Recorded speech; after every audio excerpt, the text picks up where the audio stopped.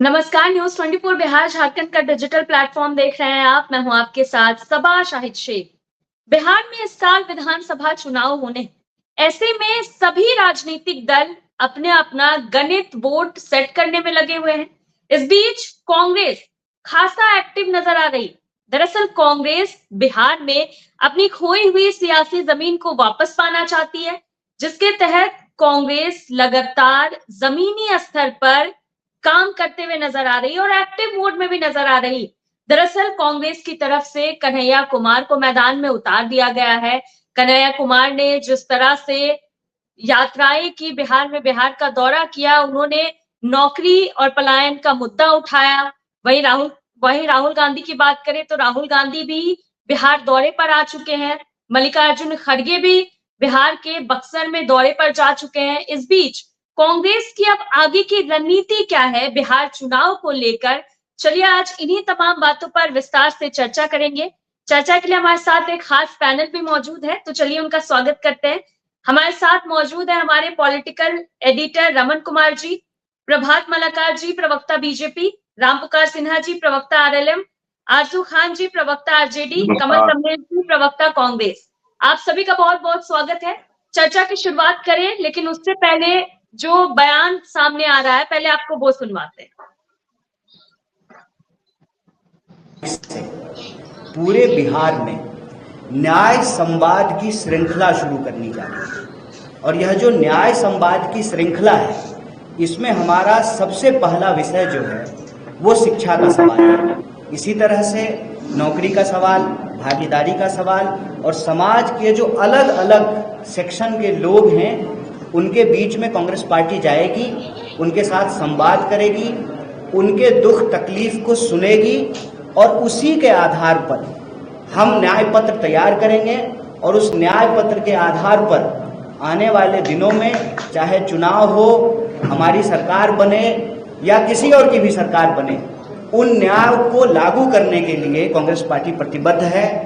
इसी सोच के साथ, इसी संकल्प के साथ आगामी 15 तारीख को नेता प्रतिपक्ष श्री राहुल गांधी जी बिहार आ रहे हैं। दरभंगा में वो छात्रों से संवाद करेंगे और जब वो दरभंगा में छात्रों से संवाद कर रहे होंगे, ठीक उसी वक्त बिहार के अलग अलग जगहों पर 60 से ज़्यादा जगहों पर कांग्रेस पार्टी के देश स्तर के नेता बिहार आ रहे हैं, जिसमें हम विभिन्न हॉस्टलों में जाएंगे। SC ST हॉस्टल में जाएंगे, EBC हॉस्टल में जाएंगे, महिला छात्रावासों में जाएंगे, अल्पसंख्यक छात्रावास में जाएंगे।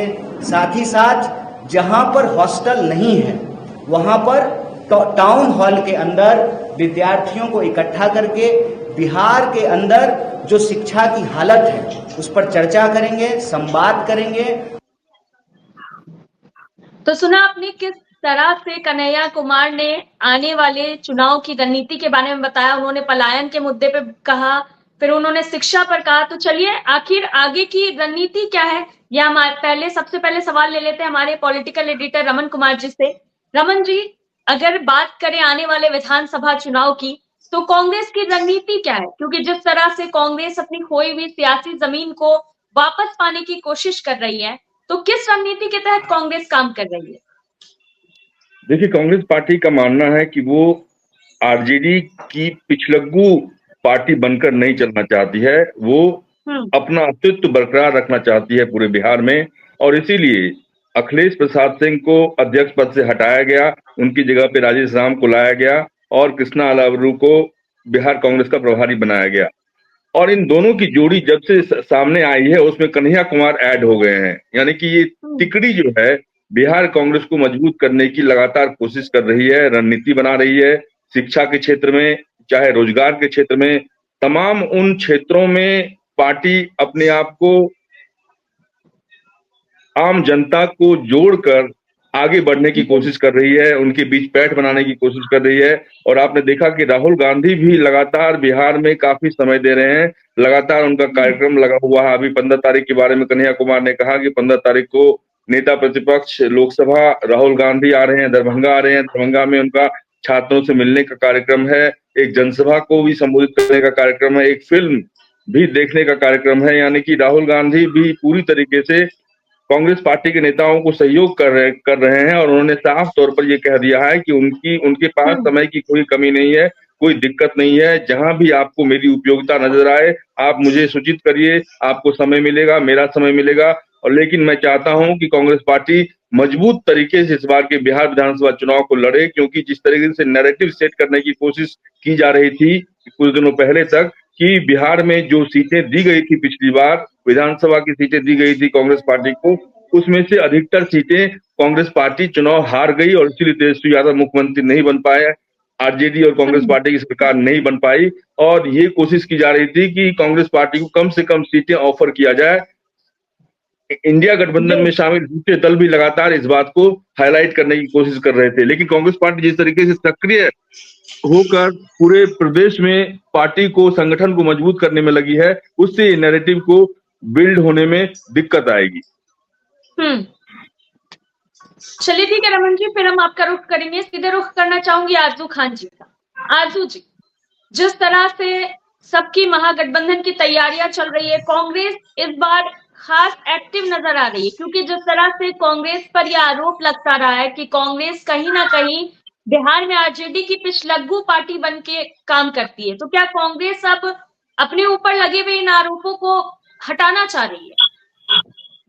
देखिए, ये पिछलग्गू पार्टी बन के रहती है, कौन कहता है? इसका उदाहरण कौन देता है? भारतीय जनता पार्टी देती है।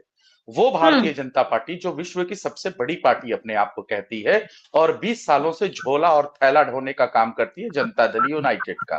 तो इसका माकूल जवाब ये है। दूसरा बात, हमारा गठबंधन इतना मजबूत है, हमारे गठबंधन के लोग जितने मजबूत होंगे, हमारा स्वरूप और बेहतर होगा। ये हमारे लिए अच्छी बातें हैं, ये हमारे लिए शुभ संकेत है। हम चाहेंगे कि जो हमारे गठबंधन है, जो कांग्रेस है, जो माले है, वो जितना मजबूती से लड़े, वो अच्छी बात है हमारे लिए। नैरेटिव चलाना 20 साल के शासन संता में जनता दल यूनाइटेड और भारतीय जनता पार्टी का काम है। वो बताएं कि पलायन क्यों नहीं रुका, वो बताएं कि रोजगार क्यों नहीं मिला, वो बताएं कि प्रति व्यक्ति आय क्यों है। सवाल ये है, ये नैरेटिव सेट न करें वो लोग, क्योंकि वो 20 सालों से शासन सत्ता में है। सवाल उससे बड़ा है, रोजगार का मुद्दा, नेशनल हेल्थ का, बिहार के हेल्थ का मुद्दा, दवाई, रोजगार और सिंचाई और कमाई का मुद्दा, ये सबसे लिए हम है। तो हमारा गठबंधन है, जितना मजबूत होगा उतना बेहतर होगा, हम उतना बेहतर होंगे। और इस बार हमारा गठबंधन, महागठबंधन जो है, कोई इसमें संशय की बात नहीं है सबा जी। हम उम्मीद से भी ज्यादा सीटें लेके आ रहे हैं और हमारी बहुमत की सरकार होने वाली है। महागठबंधन की बहुमत की सरकार होने वाली है। नहीं चाहिए, जो अचेत अवस्था में जो हमारे प्रदेश के मुख्यमंत्री हैं, नहीं चाहती है जनता कि हमको ऐसे लोग चाहिए जो कि संवाद भी नहीं करते हैं। प्रदेश के मुख्यमंत्री अपनी जनता से संवाद नहीं करते हैं, करोड़ों रुपए खर्च कर देते हैं बिहार में भ्रमण के नाम पे और किसी से भी नहीं मिलते हैं। नील बटा सन्नाटा। तो ऐसे लोगों से थक चुकी है, उब चुकी है बिहार की जनता, और इस बार तेज रफ्तार तेजस्वी सरकार चाहती है महागठबंधन के नेतृत्व में। चलिए ठीक है आरजू खान जी, फिर आपका रुख करेंगे, सीधा रुख करना चाहूंगी रामपुकार सिन्हा जी का। रामपुकार सिन्हा जी, जिस तरह से बिहार में कांग्रेस खास एक्टिव नजर आ रही है, इस बीच आप लोगों की क्या तैयारी है? क्या लगता है कन्हैया कुमार की एंट्री से आप लोगों को नुकसान उठाना पड़ सकता है? देखिए सबा जी, कांग्रेस अपना काम कर रही है और हमारा एनडीए गठबंधन अपना काम कर रहा है। कांग्रेस के नेता राजेश राम जी जो प्रदेश अध्यक्ष बने हैं, अभी कन्हैया जी बिहार का दौरा कर रहे हैं और राहुल जी 15 तारीख को आ रहे हैं बिहार में और छात्रों से मिलेंगे। विभिन्न समुदाय के छात्र हॉस्टलों में जाएंगे। जो भी मैंने कन्हैया जी का लाइव डिबेट सुन रहा था, जो भी प्रेस को संबोधित कर रहे थे, उसमें मुझे ये कहना है कि कांग्रेस चाहती है बिहार में कि राष्ट्रीय जनता दल का पिछलग्गू बनकर नहीं रहे। राष्ट्रीय जनता दल वो अपना काम करे, कांग्रेस अपना काम कर रही है। कांग्रेस एक राष्ट्रीय पार्टी है और कांग्रेस राष्ट्रीय पार्टी के रूप में बिहार में वो अपना एक छत्र राज, एक कायम जो कहना चाहिए, जो कांग्रेस पहले बिहार में एक छत्र राज करती थी 1990 के पहले, वो अपना आधिपत्य बिहार में जमाना चाहती है और इसके लिए कांग्रेस के सभी नेता घूम रहे हैं। कांग्रेस के आने के बाद वो इंडी अलायंस समझे कि इंडी अलायंस क्या करेगा। कांग्रेस तो अभी तक के तेजस्वी प्रसाद यादव जी को मुख्यमंत्री का उम्मीदवार भी नहीं बता पाया कि भाई हमारे महागठबंधन में इंडी अलायंस से मुख्यमंत्री का उम्मीदवार कौन होगा। कांग्रेस के नेता यही बोलते हैं कि जिसका जितना बहुमत आएगा उसके आधार पर मुख्यमंत्री का हम लोग उम्मीदवार घोषित करेंगे। लेकिन हमारे एनडीए गठबंधन में तो हम लोगों ने कह दिया है कि आदरणीय माननीय मुख्यमंत्री विकास पुरुष मुख्यमंत्री नीतीश कुमार जी के नेतृत्व में हम लोग चुनाव लड़ेंगे। अभी माननीय मुख्यमंत्री नीतीश कुमार जी है, उनके नेतृत्व में भारतीय जनता पार्टी, जनता दल, राष्ट्रीय लोक मोर्चा, हिंदुस्तानी अवाम मोर्चा और लोक जनशक्ति पार्टी रामविलास सभी लोग चुनाव लड़ने के लिए तैयार है। अब हमारे भाई राष्ट्रीय जनता दल के प्रवक्ता हमारे माननीय मुख्यमंत्री जी को अचेतावस्था में बोल रहे हैं।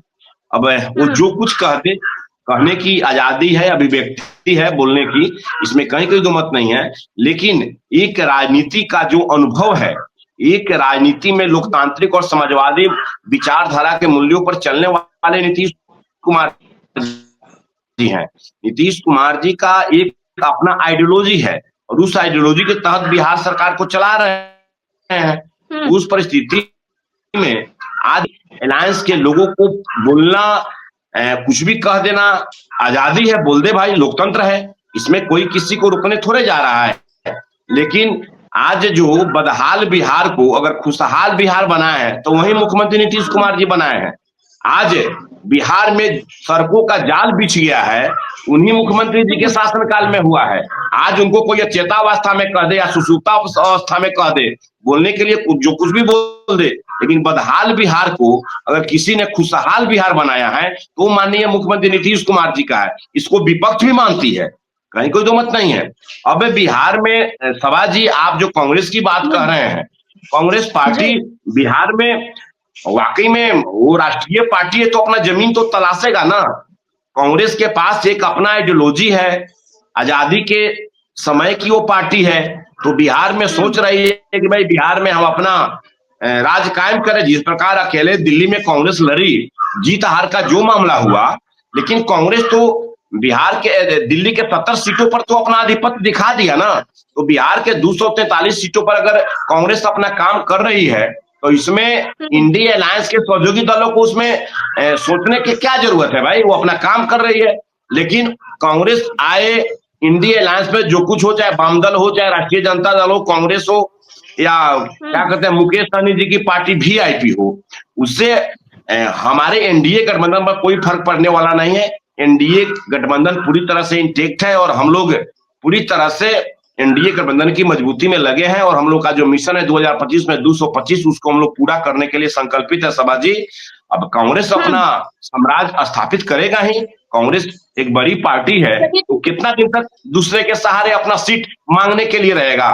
कांग्रेस से बड़ी पार्टी है, किससे किससे सीट मांगेगा। इसलिए जवाब लेंगे आपसे 1 मिनट जी। ठीक है रामपुकार सिन्हा जी। आजू खान जी आपका रुख करेंगे, लेकिन उससे पहले रुख करना चाहूंगी रमन कुमार जी का। रमन जी, जिस तरह से कांग्रेस कन्हैया कुमार को लगातार आगे कर रही है, क्या ये आरजेडी को आंखें दिखाने के लिए है? रमन जी एक बार सवाल अपना दोहराएं। जी, कांग्रेस जिस तरह से कन्हैया कुमार को आगे कर रही है लगातार, क्या ये कांग्रेस आरजेडी को आंखें दिखाने के लिए कर रही है? किस रणनीति का बिल्कुल हिस्सा है ये? आप कह सकती हैं कि कांग्रेस पार्टी कन्हैया कुमार को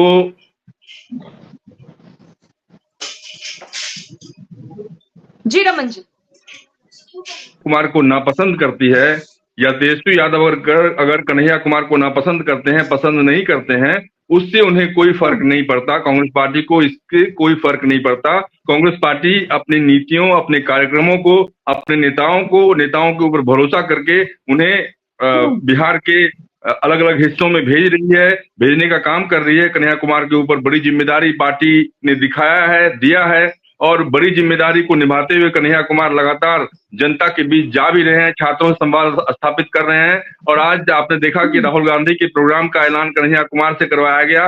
उससे एक बात बिल्कुल साफ होती है कि राहुल गांधी का भरोसा कन्हैया कुमार के ऊपर है, और राहुल गांधी लगातार ये चाह रहे हैं कन्हैया कुमार अपनी क्षमता का, अपने काबिलियत का पूरा इस्तेमाल करते हुए बिहार में कांग्रेस पार्टी को मजबूत करें, छात्रों के बीच जाकर चाहे उन्होंने जो कार्यक्रम का ऐलान किया कि कार्यक्रम में उन्होंने कहा कि SC ST हॉस्टल में जाके, EBC हॉस्टल में जाके, अल्पसंख्यक हॉस्टल में जाके नेता, राष्ट्रीय नेता आकर मिलेंगे, यानी कि पार्टी अपने कार्यक्रमों के जरिए लोगों के बीच जाकर अपने पार्टी के झंडे और डंडे को लगातार स्थापित करना चाह रही है। जी चलिए ठीक है रमन जी, फिर आपका रुख करेंगे जी आरजू जी। देखिए, आप अलग अलग चीजें हैं, अपना अलग अलग सोच है, आप क्या प्रस्तुत करना चाहते हैं हम इसको समझ सकते हैं। सबसे पहले आप रामपुकार सिन्हा जी को मैं सुन रहा था, वरिष्ठ प्रवक्ता है, इनकी बौखलाहट और बेचैनी को भी मैं भाप रहा था कि ये इंडिया का नाम बेचैनी में नहीं ले पाते हैं, उसको इंडी कहते हैं, ये इनकी मानसिकता है। खैर, दूसरी बात, ये बार बार कोशिश ये कर रहे थे जताने की कि कांग्रेस पार्टी राष्ट्रीय पार्टी है, अपना सिक्का तो जरूर चलाएगी, और दूसरी तरफ इन्होंने बड़ी अच्छाई से इसको मतलब पूरी तरह से धूमिल कर दिया इस सवाल को कि भारतीय जनता तो विश्व की सबसे बड़ी पार्टी है, वो आपके साथ क्या करने वाली है, इस पे भी इनको ख्याल करना चाहिए। ये जिस तरीके से एक मतलब नैरेटिव बिल्डअप करना चाहते थे, ये उसमें कामयाब नहीं हो पाएंगे, मैं पहले आपको मैं बता दूं।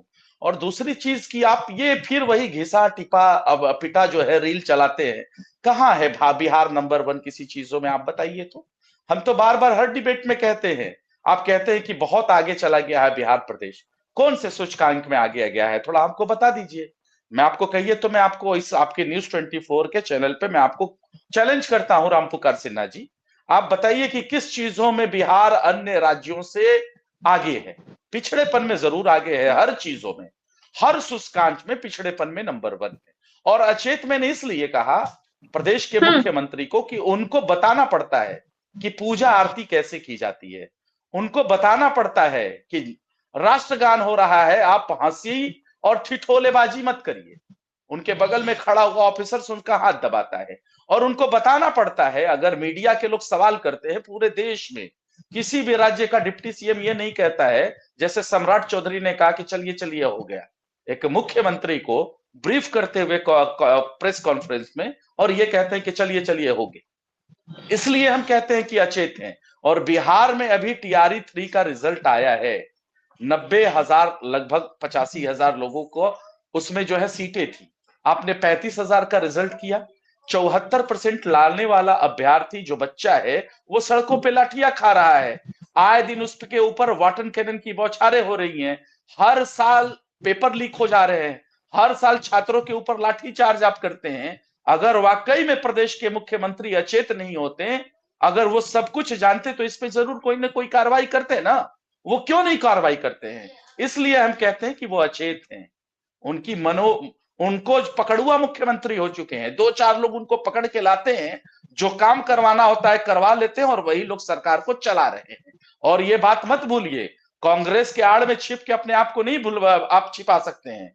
विश्व की सबसे बड़ी पार्टी इस बार आपको भी आईना दिखाने के चक्कर में है। और आप तो बात कर रहे थे उपेंद्र कुशवाहा जी की, आप चिराग पासवान जी की, अभी 10-15 दिनों के बाद वो आपके साथ रहेंगे या नहीं रहेंगे, इस पे आप डिसाइड कर लीजिए। और इसलिए सोच समझ के कोई भी सवाल किया कीजिए। सबसे पहला सवाल होता है प्रदेश की भूखमरी का, बेरोजगारी का, चिकित्सा का, स्वास्थ्य का, पलायन का, हम इस पे बात करेंगे, हम डेटाबेस बात करेंगे, हम इधर उधर नहीं जाएंगे। चलिए ठीक है आरजू जी, जवाब ले लेते हैं जी। रामपुकार सिन्हा जी, जिस तरह से आप कांग्रेस पे सवाल उठा रहे हैं, आरजेडी पे सवाल उठ रहे हैं, सवाल आप लोगों पर भी उठ रहे हैं। बिल्कुल, आरजू खान भाई साहब एक प्रखर प्रवक्ता है राष्ट्रीय जनता दल के, शायद उनको बिहार में भ्रमण करते होंगे, तो उनको सड़कें दिखाई पड़ रही है कि नहीं पड़ रही है, तो उसका सवाल का जवाब वही देंगे वो अपने जबानी में जब उनकी आएगी तब। दूसरा बात, सड़कें उनको दिखाई नहीं पड़ती है।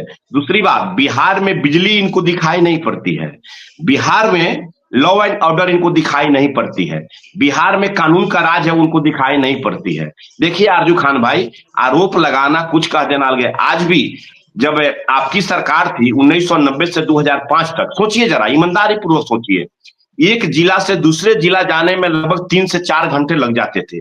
आज आधा घंटा में एक जिला मुख्यालय से दूसरे जिला मुख्यालय में जाने में 45 मिनट, ऐसी सड़कें बन गई है, इसको आप इग्नोर नहीं कर सकते हैं। बिहार में रोजगार का क्या अवसर है आप देख लीजिए, पहले हॉस्पिटल में क्या होता था, पहले विद्यालय में क्या होता था, पहले कॉलेज में पढ़ाई होती थी कि नहीं होती थी। आज बिहार की स्थिति को देखिए, आज बिहार में कितने विश्वविद्यालय खुले हैं, ये शायद आपको दिखाई पड़ रहा है कि नहीं पड़ रहा है। अब मैं अगर सूची जारी करूंगा तो एक लंबी फहरिस्त होगी। हम लोग का समय 40 मिनट का डिबेट में होता है।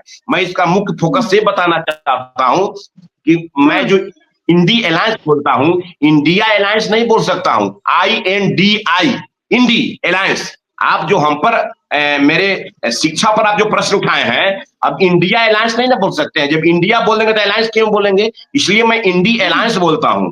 आप लोग का जो गठबंधन है, मैं एनडीए अलायंस बोलता हूं, national democratic alliance, NDA alliance मैं बोलता हूं, या एनडीए बोल देता हूं, अलायंस नहीं बोलता हूं। आप समझिए हमारे आरजू भाई। और जहां तक ये सवाल है, अब आप नीतीश कुमार जी पर इतना बोल रहे हैं, तो अब आदरणीय लालू प्रसाद यादव जी को कितना आप लोग घुमाइएगा।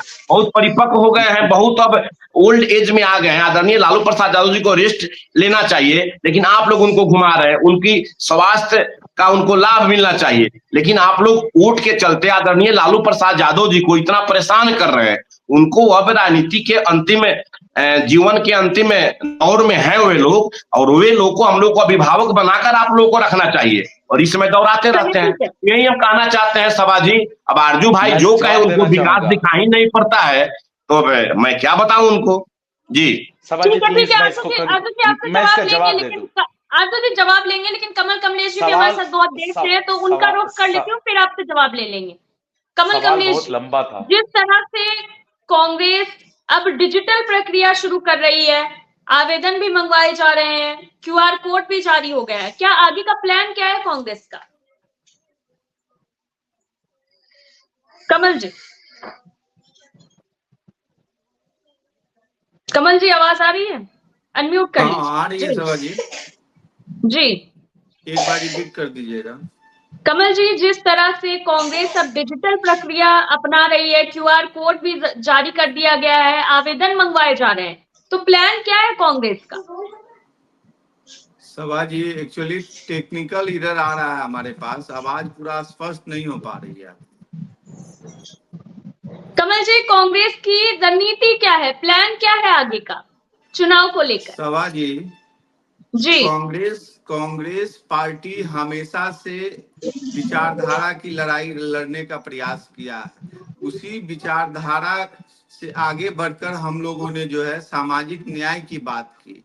इस पर आज जो है कन्हैया जी ने पीसी भी किया, जिसमें हम लोग जो है 15 तारीख को आदरणीय राहुल जी बिहार आ रहे हैं, जिनका कार्यक्रम जो है दरभंगा में होना है, और उसी संवाद को हम लोग विद्यार्थियों तक और जो स्टूडेंट्स है, पिछड़ा, अति पिछड़ा, महिला, ओबीसी, माइनॉरिटी जितने भी हैं, उस हॉस्टल में जा के हम लोग, क्योंकि जो भी जो नियुक्त किए जाएंगे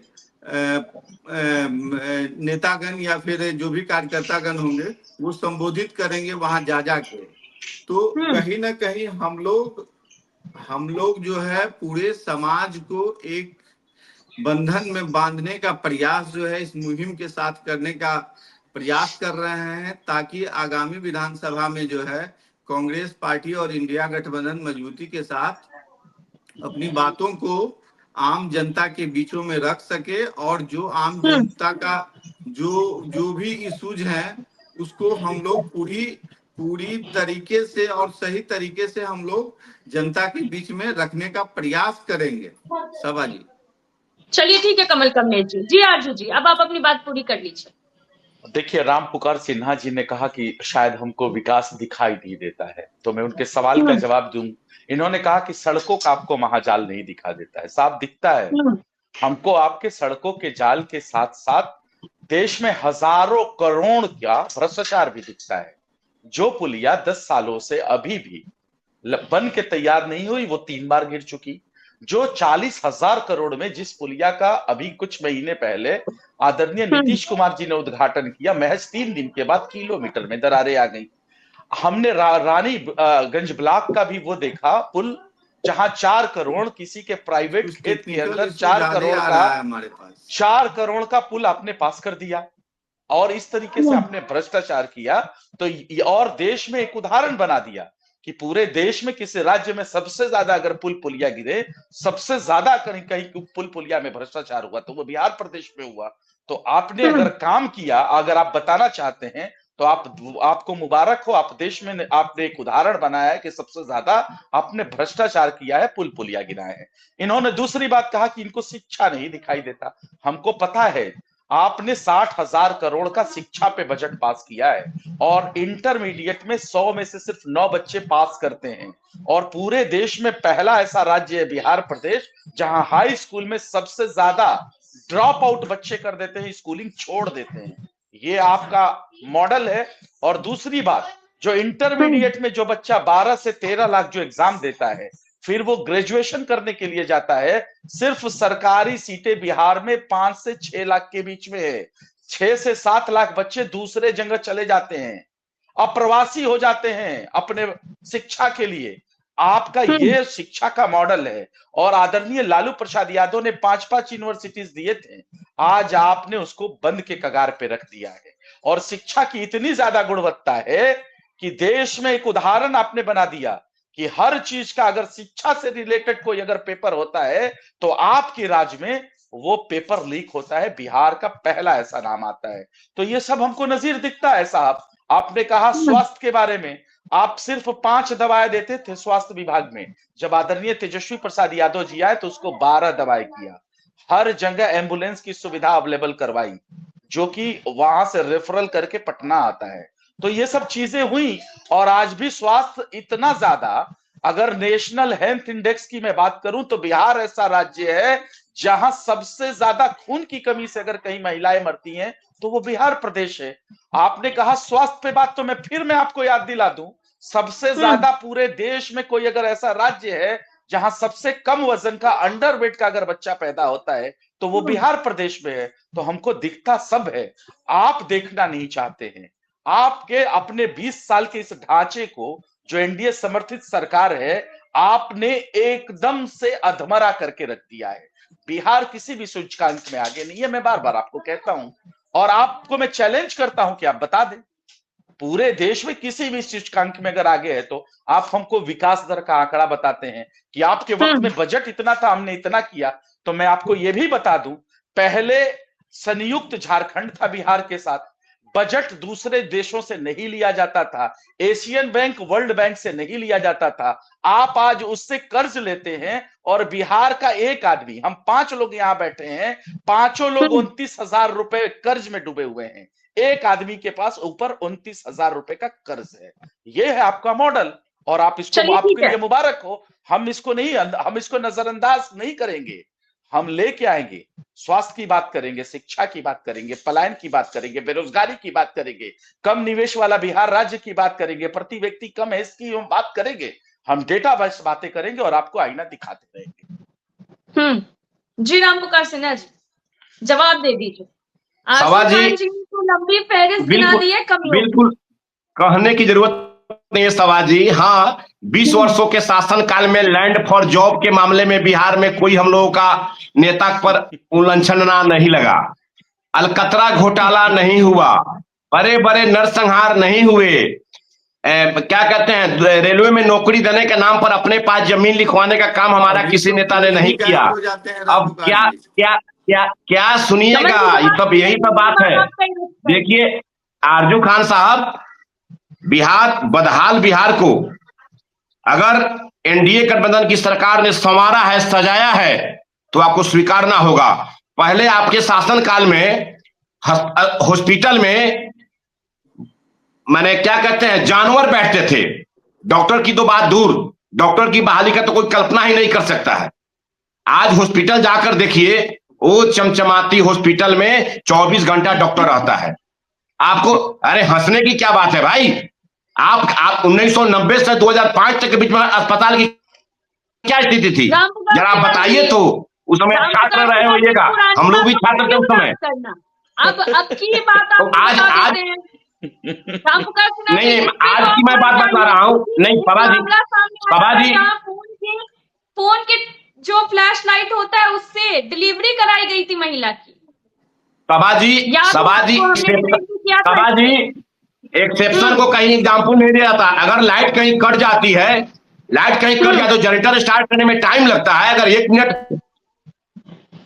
1 मिनट समय लगा जाकर स्टार्ट करने के लिए, तो उसको आप एग्जाम्पल नहीं दे सकते हैं। और एनडीए गठबंधन की सरकार में स्वास्थ्य के मामले में हो, शिक्षा के मामले में हो, आज भी मैं कह रहा हूं, आज बिहार में जितने बच्चे टॉपर कर रहे हैं, आईएएस और आईपीएस बन रहे हैं, वो बिहार के बच्चे बन रहे हैं। इसको आपको स्वीकारना होगा। लेकिन आपके शासनकाल में क्या होता था? आपके शासनकाल में मेधा घोटाला होता था। आपके शासनकाल में भूल गए मेधा घोटाला? याद नहीं आ रही है? इतने बड़े बड़े नरसंहार होते थे, याद नहीं आ रही है? एक तरफ रणवीर सेना होता था, याद नहीं आ रही है? एक तरफ माओवादी का कार्य होता था, याद नहीं आ रही है? जातीय संघर्ष होता था, याद नहीं आ रही है? आज बिहार में है, कोई दंगा कर दे, कोई माई कलाल का हिम्मत है कि बिहार में सांप्रदायिक तनाव कर दे। ठीक है। आज जिस मुद्दा पर हम लोग बैठे हैं, जिस मुद्दा पर बैठे हैं, कांग्रेस की बिहार में एंट्री के मुद्दा पर हम लोग बैठे हैं, कांग्रेस की एंट्री हो रही है तो राष्ट्रीय जनता दल के लोगों को बेचैनी बढ़ रही है। कांग्रेस अपना जमीन तैयार कर रहा है तो राष्ट्रीय जनता दल की बेचैनी बढ़ रही है। एक छोटा सा जवाब देना चाहूंगा। और बेचैनी क्यों नहीं बढ़ेगी? कांग्रेस की जो कांग्रेस एक्टिव हो गई, उससे उन लोगों को बौखलाहट क्यों हो रही है? जवाब ले लेते हैं आरजू जी से। जी आरजू जी, क्यों बौखलाहट में हैं आप लोग? देखिए ना, अब इनकी हताशा, बेचैनी, बौखलाहट कितनी ज्यादा है, आपने देख लिया ऑन स्क्रीन। अब देखिए, जो 20 साल पहले जो बच्चा पैदा हुआ, आज इनसे आंखों में आंख डाल के रोजगार मांग रहा है। और ये कहां चल जा रहे हैं? 20 साल पीछे, 20 साल पीछे। और ये कह रहे थे कि आदरणीय नीतीश कुमार जी की समाज विचारधारा ऐसी है कि वो बहुत काम करते हैं। साहब माफ करिएगा, उनकी विचारधारा आरएसएस वाली है। वो आरएसएस के गोद में जाके सो गए हैं। और मत आप बात करिए, जब हम आपसे सवाल करते हैं तो झूठा दुष्प्रचार मत करिए बैठ के। 20 साल जो पहले बच्चा पैदा हुआ था, नौजवान हो के आपसे रोजगार मांग रहा है, रोजगार पे बात करिए। वो पलायन कर रहा है अपनी रोजी। आपकी सरकार कितना रोजगार दिया था? बीच में मत इंटरप्ट करिए सर, बीच में मत इंटरप्ट करिए। मैं बड़ी इज्जत बोलिए, बोलिए, समय की कमी है, बोलिए। हमारे ही सरकार में ना 17 महीने के सरकार में देश में उदाहरण बन गया। 5 लाख लोगों के चेहरे पे नियुक्ति पत्र मिलते वक्त हंसी देखी, एक उदाहरण बन गया। आप इस चीज को मानिए। आप अकेले कैसे क्रेडिट ले लेते हैं साहब? वो एनडीए समर्थित सरकार में नहीं हुआ। शराबबंदी हुआ तो महागठबंधन की सरकार में हुआ। खेल में मेडल लाओ, नौकरी पाओ अगर हुआ तो महागठबंधन की सरकार में हुआ। ये ऐसे ही नहीं हो गया। इसको बोलते हैं दृढ़ संकल्प। और ये संकल्प था। 3 जो आपने देखा है ना, रेल चक्का का फैक्ट्री देखा, उसके बाद अगर एक सुई का भी कारखाना बनाया तो बताइए आप। ठीक है। आपने इतना भ्रष्टाचार किया। आप मेधा, कौन कौन बात करते थे? इस देश में सृजन से बड़ा कोई घोटाला है? मुजफ्फरपुर बालिका गृह कांड से बड़ा कोई कांड है? चूहे आपके राज में 90,000 से लाख हजार लीटर चूहे शराब पी जाते हैं। इससे बड़ा पूरे देश में कोई घोटाला है? आप घोटाले की बात कर रहे थे। और सीबीआई ईडी तो आपके सत्ता समर्थित के क्रम पे हमारे दरवाजे पे आती है। हम भागते थोड़ी है नीरव मोदी, विजय माल्या की तरह। हम तो सामने से जवाब देते हैं। सीधा रुख कमल कमलेश जी का करूंगी। कमल जी, जिस तरह से आप लोग डिजिटल प्रक्रिया का इस्तेमाल कर रहे हैं, इस बार आवेदन भी मंगवाए जा रहे हैं, ये भी कहा गया है कि इंस्टा फॉलोअर्स देखे जाएंगे, फेसबुक के फॉलोअर्स देखे जाएंगे, झंडे लगाने को कहा गया है कांग्रेस के। तो ये प्लान क्या है कांग्रेस का? सभा जी, अभी तो डिजिटल का जमाना हम लोग देख ही रहे हैं। सारा चीज हम लोगों को एक प्लेटफॉर्म पे मिल जाता है। तो कहीं ना कहीं उसी से प्रेरित होकर कांग्रेस पार्टी ने इसका एक खाका तैयार किया कि हम लोग जो है चुनाव में जाएंगे। और कांग्रेस पार्टी में होता क्या है कि चुनाव के समय में जो है बहुत सारे ऐसे कैंडिडेट परेशान करने के लिए आते हैं कि मुझे टिकट दे दो, मुझे टिकट दे दो। और ये सिर्फ कांग्रेस पार्टी नहीं, सारे पार्टियों का ये परेशानी होता होगा सब। इसके चलते हम लोगों ने एक रास्ता निकाला कि ये रास्ता हो सकता है, इसके माध्यम से आप जो है टिकट के हकदार हो सकते हैं। और जो भी स्क्रूटनी करने के बाद जो भी होगा उसको हम लोग 1 to 1 बुला के जो है हम लोग देख लेंगे कि किसको बुलाना है, किसे नहीं बुलाना है। इससे जो है डायरेक्ट हम लोगों को जवाब देने में आसानी हो जाएगी कि हम लोग क्या कर रहे हैं। सवाल तो क्या लगता है ये जो आप लोगों ने ये नया प्लान बनाया, ये कितना कारगर साबित होगा, कितना फायदेमंद होगा आप लोगों के लिए? बिल्कुल फायदेमंद होगा, क्योंकि आजकल सोशल मीडिया में सारे जो भी दल हैं सोशल मीडिया के माध्यम से ही अपना प्रचार प्रसार या जो भी कर रहे हैं, वही एक माध्यम बचा हुआ है जिससे आम जन तक लोग पहुंच पा रहे हैं। आज के डेट में तो हर एक के पास मोबाइल है, यूट्यूब देखते हैं, फेसबुक देखते हैं, इंस्टाग्राम देखते हैं, जिसके जितने सारे फॉलोवर्स हैं उसके हिसाब से उसको मैसेज कम्युनिकेट हो जाता है। तो हम लोगों को पहुंचना इसमें लगा कि हम लोगों की जो भी स्थानीय मुद्दे हैं उन मुद्दों को हम लोग वहां पे रखेंगे और उस माध्यम से हम लोग जनता के बीच में जाएंगे। तो क्या फीडबैक के जरिए आगे की प्रक्रिया पूरी की जाएगी, टिकट बांटे जाएंगे फीडबैक लेने के बाद? सभा जी, वो तो एक अलग प्रक्रिया है कि टिकट उस माध्यम से बांटे जाएंगे नहीं बांटे जाएंगे, ये तो अभी के रूप में वही चीज है। लेकिन मैं इसे परे बोलना चाहता हूं कि हमारा जो भी मुद्दा है उसको हम लोग जन जन तक इस प्लेटफॉर्म के माध्यम से ले जाने का प्रयास कर रहे हैं, और हमारी टीम जो है यहाँ पे वो बहुत अच्छे से इस पे अपना काम कर रही है। और हमारी तैयारी जो है, इंडिया गठबंधन की तैयारी 243 सीट पे पूरी मजबूती के साथ है, और हम लोग पूरी तरह से 243 सीटों पे सारे दल मजबूती के साथ लड़ेंगे। और इस बार ये लोग 225 का नारा दे रहे हैं, तो हम लोग इसमें 243 सीट का नारा देने जा रहे हैं। हम लोग 243 सीट निकाल के लाएंगे। सवाल। चलिए ठीक है कमल जी। राम प्रकाश सिन्हा जी, आखिरी सवाल लेना चाहूंगी आपसे। कमल जी तो कह रहे हैं कि आप लोग 225 का ही नारा दे रहे हैं इस बार, लेकिन ये लोग तो 243 सीटें निकालने वाले हैं। चलिए, अच्छी बात है, इनका सोच है, विचार है महागठबंधन इंडिया अलायंस का, तो इन लोगों का विचार है। अब देखिए ना, पहले अभी लोग 243 में 243 सीट ले लेंगे तो भाई हम लोग कहाँ रहेंगे, तो यही लोग बताएंगे। अभी लोगों का ड्रीम है, तो वक्त बताएगा। जब फिर हम लोग चुनाव के बाद, परिणाम के बाद जब चैनल पर बैठेंगे सवाजी, तो फिर इनका 243 में 243 सीट ही लोग जीतने जा रहे हैं। हम लोग तो भाई 225 सीट का लक्ष्य रखे हैं, और हम लोग जितना लक्ष्य रखते हैं उसको पूरा कोशिश रहती है कि 100% पूरा हो जाए। कारण कि हम लोग जब सरकार में हम लोग हैं और जब क्षेत्र में चलते हैं, तो हम लोग अपने काम के आधार पर लोगों से वोट मांगते हैं, अपने कर्तव्य के आधार पर लोगों से वोट मांगते हैं। उस परिस्थिति में अब कांग्रेस से तो वाकई में अभी राहुल जी आ ही रहे 15 तारीख को, और 15 को आने के बाद फिर क्या कहते हैं, कन्हैया जी बिहार में कमान संभाले ही हुए हैं, और अपने बलबूते बिहार में कांग्रेस स्थापित हो ही रही है।